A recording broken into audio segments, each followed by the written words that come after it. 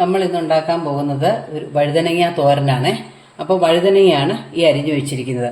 നാം വഴുതനങ്ങ ചെറുതായിട്ട് കുത്തി അരിഞ്ഞ് നമ്മൾ വെള്ളത്തിലിട്ടിട്ട് നന്നായിട്ട് പിഴിഞ്ഞ് എടുക്കും. അങ്ങനെ എടുക്കുമ്പോൾ ഉണ്ടല്ലോ തോരനായിട്ട് തന്നെ ഇരിക്കും. അല്ലെങ്കിൽ ഉണ്ടല്ലോ കുഴഞ്ഞു പോകും, വഴുതനങ്ങയല്ലേ.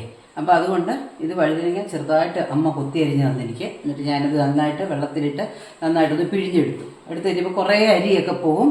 ബാക്കി വെച്ച് നമുക്ക് തോരനുണ്ടാക്കാം. അതിലൂടെ ഞാൻ ശകലം സവാള ഇടുന്നുണ്ട്. ആദ്യം ഞാനൊന്ന് കടുക് വറക്കുവാണേ.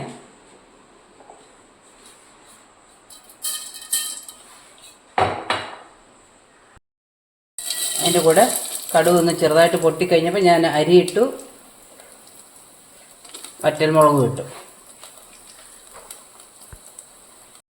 പിന്നെ വഴുതനങ്ങ അരിഞ്ഞത് ഇടുകയാണ്. അതിൻ്റെ കൂടെ ഞാൻ ഒരു സവാളയും കൂടെ നന്നായിട്ട് കട്ടറിനകത്തിട്ടൊന്ന് എടുത്തിട്ടുണ്ട്.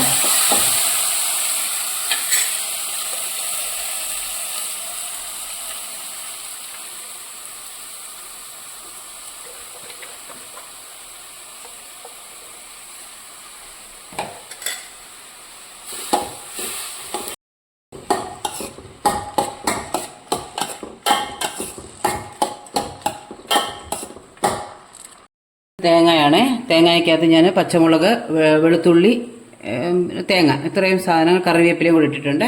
ഒരു ശകലം മഞ്ഞപ്പൊടിയും ഒരു സ്വല്പം മുളക് പൊടിയും കൂടെ ചേർത്ത് ഞാനിത് അരച്ചുകൊണ്ട് വരാം. ഒന്ന് വാടിയിട്ടുണ്ട്. ഇനി അതിലേക്ക് തേങ്ങ,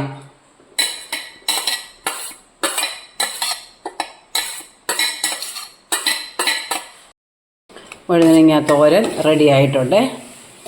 കണ്ടോ?